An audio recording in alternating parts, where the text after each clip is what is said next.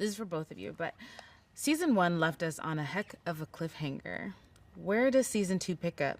What does New York look like under Mayor Fisk's rule? And what are Matt and Karen doing to disrupt Kingpin's plans?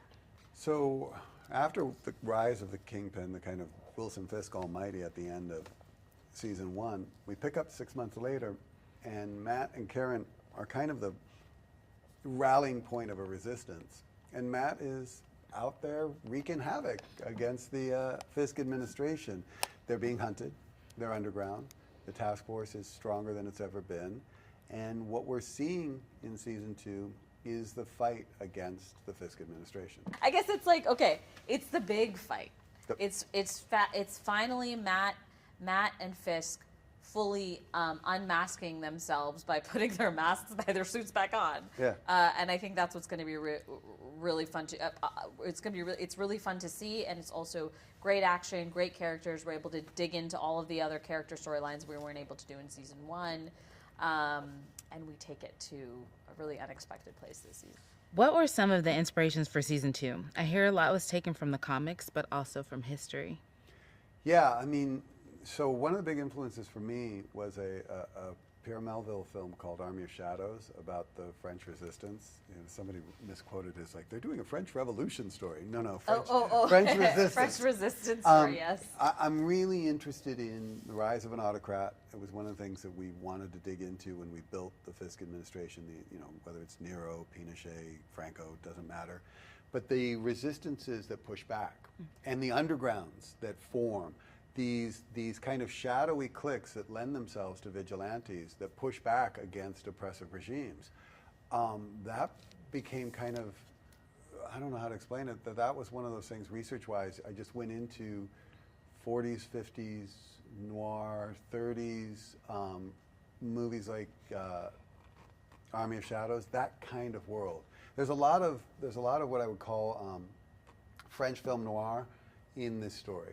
Yeah, and the comics had the Mayor Fisk run, which went into the Devil's Reign run, which was ultimately about Fisk versus the vigilantes and Fisk versus Daredevil, and so that story was very much there. When the system is now run by a villain, it becomes corrupt, and so who fights against that system?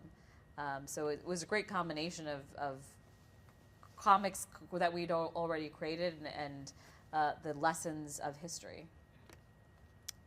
Daredevil has a cool new look this season.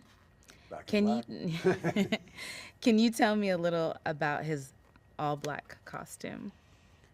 I mean, I think we knew we were going to do that straight out the gate. Now that he's operating in the shadows, the idea of a blacked out costume, we embrace that. The interlocking Ds being there to let Fisk know who's the one causing trouble.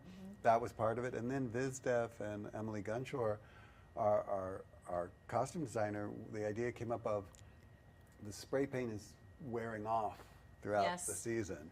And that, I can't take any credit for that. That was just one of those super cool things of like, oh, here's what it looks like in the beginning. Yeah. Here's where we're going.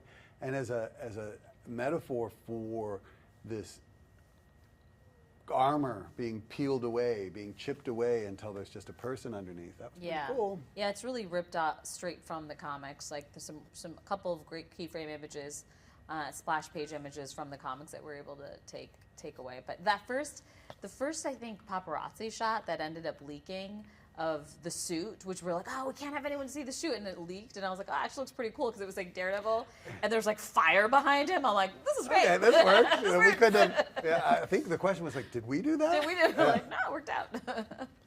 You're like, let it go. Let it go. Yeah. We get to see some longtime characters like Karen Page finally fight back in some really visceral ways this season.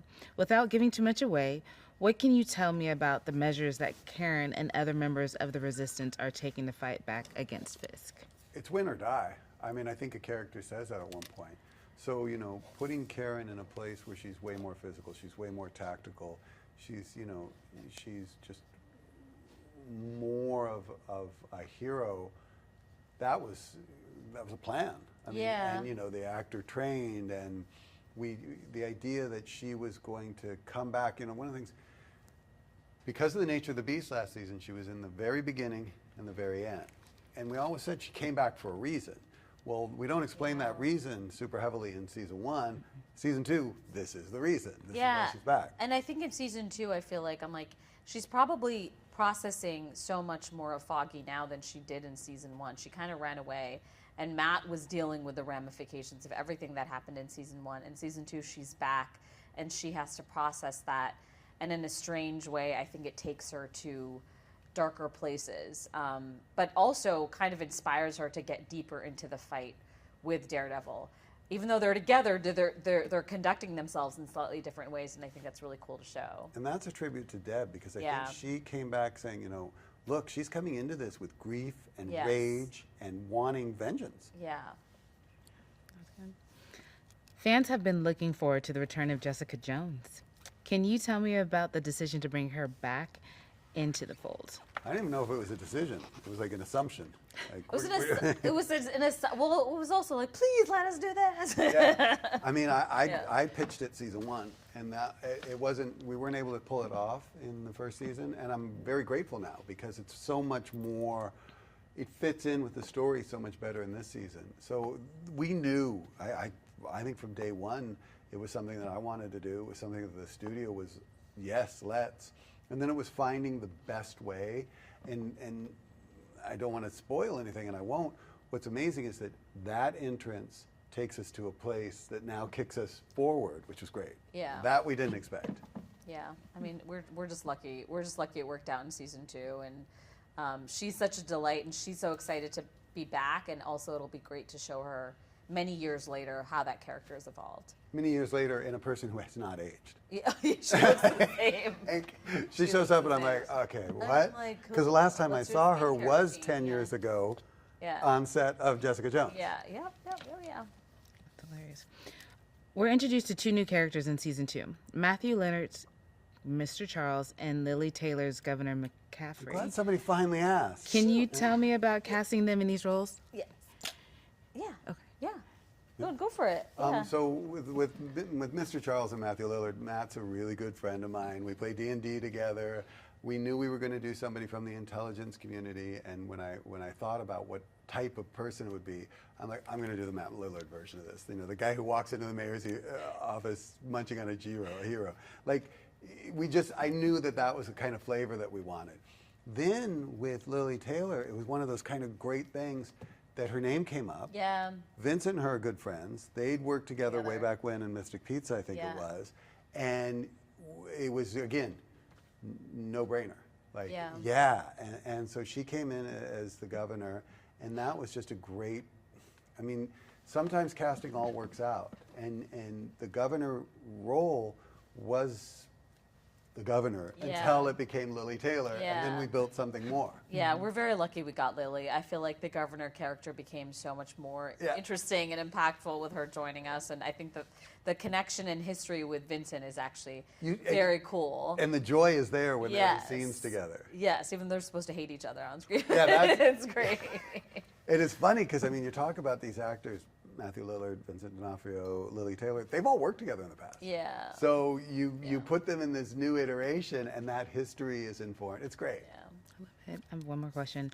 What can new and longtime fans of the series look forward to in this latest season? Oh, wow. So for new fans, you can look forward to a story that is, on the street of New York. It's a crime story. It's a story about the rise of a politician who you may or may not agree with, and the rise of a resistance. For long-term characters, I think you can see all of the things that you love about the long-term fans. I mean, you can see all the things that you love about these characters, but we are pushing them farther than I think's ever been done before. And I think that we're putting them in a place, an inevitable place at the end, that you may think you know, but you don't know, and you just, where this ends, I am extremely proud of, and I think as a fan, I'm blown away by where it ended. Yeah, I think in a lot of ways, I think visually, performance-wise, I think it's something that people, it's everything that they love about these characters, but at the same time, it feels so fresh and new, and it feels like we're going places we haven't been able to go before. So I think they're going to be very happy. I hope they're going to be very happy. It's out of the bag now.